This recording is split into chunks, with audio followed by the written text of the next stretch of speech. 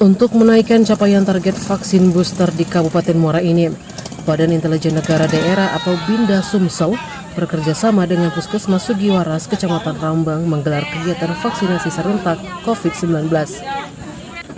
Kegiatan vaksinasi itu dilaksanakan di 3 tempat dalam Kecamatan Rambang, yakni di Desa Tanjung Raya, Desa Sugiwaras Barat, dan Puskesmas Sugiwaras.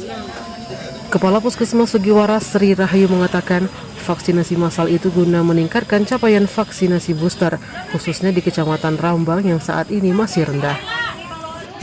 Dijelaskan Sri, kegiatan vaksinasi massal ini ditargetkan untuk 400 orang penerima. Booster pertama dan booster kedua, jenis vaksin yang diberikan ialah Pfizer.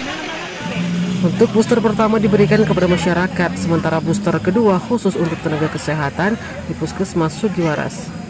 Sesuai dengan rencana, memang kita targetkan hari ini 400 dosis, di Desa Sugiwaras 200, di Tanjung Raya 200. Harapannya target itu tercapai berkat support dari BIN. Jenis vaksinnya apa, Bu? Jenisnya Pfizer, setengah dosis ya. Setengah dosis. Untuk poster memang begitu petunjuk teknisnya. Selain ke masyarakat, ada kegiatan lain, Bu? Ada kebetulan di Puskesmas Sugiwaras sekarang sedang diadakan vaksinasi booster yang kedua khusus nakes. Jadi ada 92 sasaran yang harus kami suntik. Insya Allah hari ini selesai. Jenis vaksinnya sama? Sama Pfizer.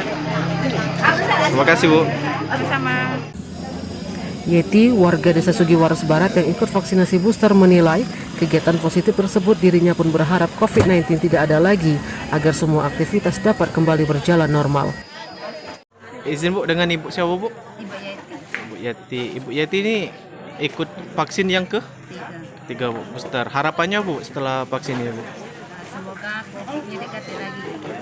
Terkait kegiatan ini, apa, Bu, tanggapannya, Bu? Kegiatan ini sangat bagus. Kami mengucapkan terima kasih dengan adanya vaksin yang kedua. Terima kasih, Bu. Tim Liputan Sumsel Update TV melaporkan.